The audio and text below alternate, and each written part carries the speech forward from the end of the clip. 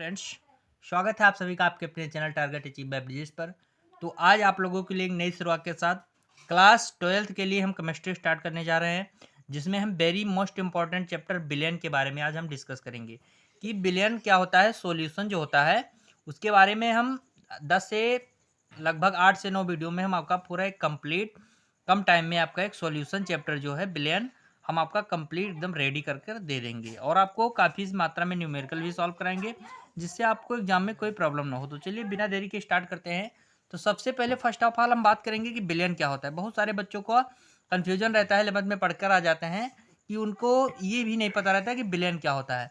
तो चलिए सबसे पहले हम डिस्कस करेंगे कि सॉल्यूशन क्या होता है। ठीक, तो विलयन जो होता है वह दो या दो से अधिक पदार्थों के समांगी मिश्रण को विलयन कहते हैं। मतलब जो दो पदार्थ होते हैं, और समांगी क्या होता है? समांगी होता है जो पूर्ण रूप से जल में घुल जाए, जैसे चीनी और पानी। क्या होता है? चीनी और पानी को जब हम घोलेंगे तो पूर्ण रूप से घुल जाएगा पानी में, तो वो हो गया आपका समांगी मिश्रण को विलयन कहते हैं। ठीक, विलयन के मुख्यतः दो घटक होते हैं। जो हमारा सॉल्यूशन होता है उनके दो घटक होते हैं। ठीक, एक तो होता है हमारा विलेय होता है और दूसरा जो होता है विलायक होता है। तो फिर हम बात करेंगे कि विलेय क्या होता है। ठीक, विलेय जो होता है यह विलयन का वह घटक है जो विलयन में कम मात्रा में होता है, अर्थात जिनको घोला जाए। जैसे चीनी को हम पानी में डालते हैं तो चीनी क्या हो गई? चीनी आपकी हो गई विलेय, जिसे हम कम मात्रा में पानी में घोलते हैं। ठीक, और विलायक क्या हो गया आपका? विलायक कहता है कि यह विलयन का वह घटक है जो विलयन में अधिक मात्रा में होता है। जैसे पानी आपका हो गया विलायक। ठीक, अर्थात जिसमें कोई पदार्थ घोला जाए, पानी में आपका चीनी घोली जा रही है तो पानी क्या हो गया आपका? विलायक हो गया, और विलेय आपके हो गई चीनी। ठीक, अब हम देखो बात करते हैं उदाहरण की।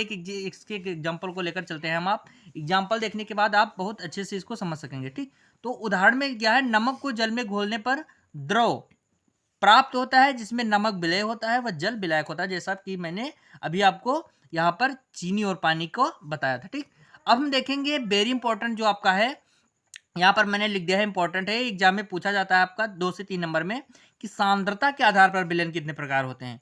तो सांद्रता के आधार पर विलयन आपके दो प्रकार के होते हैं। ठीक, एक होता है आपका तनु विलयन और एक होता है आपका सांद्र विलयन। तनु विलयन क्या है? तो तनु विलयन के बारे में हम देखते हैं। वह विलयन जिसमें विलेय की मात्रा कम होती है तनु विलयन कहलाता है। जो विलेय, ये आपका जो विलेय होता है उसमें विलेय की मात्रा जो कम होती है उसके हम तनु विलयन कहते हैं। आपको एग्जामिनर कंफ्यूज करने के लिए क्वेश्चन पूछ सकता है कि तनु विलयन क्या होता है। ठीक, इसका एग्जाम्पल भी पूछ सकता है, तो आप बेहिचक इसको लिख देंगे। दूसरा है आपका सांद्र विलयन। वह विलयन जिसमें विलेय की मात्रा अधिक होती है सांद्र विलयन कहलाता है। यहाँ पर आपका जो विलायक था, विलेय की मात्रा जिसमें अधिक होगी वो आपका कहलाएगा सांद्र विलयन। अब दूसरा हम देखें, हमने सांद्रता के आधार पर देख लिया कि सांद्रता के आधार पर विलयन कितने प्रकार के होते हैं। तो सांद्रता के आधार पर विलयन आपके दो प्रकार के होते हैं। नेक्स्ट हम देखेंगे कि अवयवों की मात्रा के आधार पर विलयन कितने प्रकार के होते हैं। अवयव की मात्रा के आधार पर विलयन तीन प्रकार के होते हैं।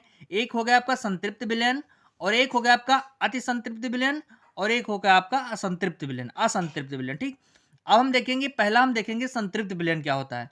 वह विलयन जिसमें विलेय की मात्रा स्थिर या सामान्य ताप पर अधिकतम मात्रा में घुली हो। ठीक, वह क्या होता है? संतृप्त विलयन कहलाता है। अब हम देखो संतृप्त विलयन कहलाता है। दूसरा हम देखेंगे असंतृप्त विलयन। असंतृप्त विलयन होता है कि वह विलयन जिसमें विलेय की मात्रा संतृप्त विलयन के लिए आवश्यक मात्रा से कम होती है, उसे हम असंतृप्त विलयन कहते हैं। और तीसरा जो आपका है अति संतृप्त विलयन। अति संतृप्त विलयन क्या होता है? स्थिर ताप पर जब विलयन में विलेय की मात्रा संतृप्त विलयन से अधिक हो जाती है तो उसे अति संतृप्त विलयन कहते हैं। तो हमने पढ़ा कि सांद्रता के आधार पर विलयन कितने प्रकार होते हैं और अवयवों की मात्रा के आधार पर विलयन कितने प्रकार के होते हैं।